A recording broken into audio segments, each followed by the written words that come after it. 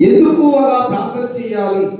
ఎందుకంటే ఈ లోకంలో, ఈ సమాజంలో చాలా మంది జారిపోతున్నారు, పడిపోతున్నారు, తప్పిపోతున్నారు, తొలగిపోతున్నారు. ఈ తొలగిపోతున్న వారి యొక్క పాపంలో, ఈ జారిపోతున్న వారి పాపంలో, ఈ తప్పిపోతున్న వారి పాపంలో నీవు పాలిపప్పులు కాకుండా ఉండటానికి దేవుడు మనకు తెలియజేస్తున్నాడు. చూడండి, ఒక మాట చదువుకుందాం. సంఖ్యాకాండము 16వ అధ్యాయం. సంఖ్యాకాండము 16వ అధ్యాయం 26వ వచనం ఒక మాట చదువుకుందాం. అతడు ఈ దుష్టుల గుడారముల యొద్ద నుండి తొలగిపోవుడు, మీరు వారి పాపములన్నిటిలో పాలివారై నశింపకయుండునట్లు వారికి కలిగినదేది ముట్టకూడని సమాజముతో అని. చూడండి, వారికి కలిగినది ఏది కూడా ముట్టకూడదు. ముట్టాలా వారి పాపములో నీవు పాలివారవుతావు.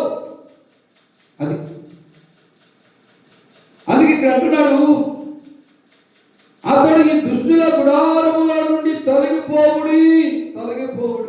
ఏ గుడారం అంట? దుష్టుల గుడారము, దుర్మార్గుల గుడారము, దేవునికి లోబడని ప్రజల గుడారము నుండి పారిపోవండి. ఎందుకు?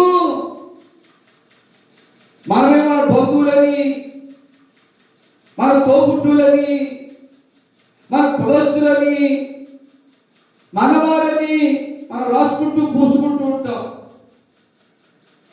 ఈ రాసుకుంటూ పూసుకుంటూ ఉండు ద్వారా నీకు వారి పాపములో పాలిభాగస్తులు అవుతున్నావు. ఆ పాప శిక్ష నీ మీదకి వస్తారు. వారి మాటకు సమ్మతించావు కాబట్టి, వారి యొక్క గుడారములో నువ్వు జీవిస్తున్నావు కాబట్టి, ఆ గుడారం నుంచి తొలగిపో. ఆ శిక్ష నీ మీదకి రాకుండా ఉండాలంటే, ఆ శాపం నీ మీదకి రాకుండా ఉండాలంటే, ఆ కీడు నీ మీదకి రాకుండా ఉండాలంటే వారి యొక్క గుడారము తొలగిపోవాలి. యేసయ్య గారు పుస్తకంలో వచ్చి పాట పాడుకున్నాం. నువ్వు ఎవరితో కలవాలి? జయించిన వారితో కలవాలి. ఓడిపోయిన వారితో నువ్వు కలిస్తే వారి యొక్క పాపం నిన్ను అంటుకుంటారు.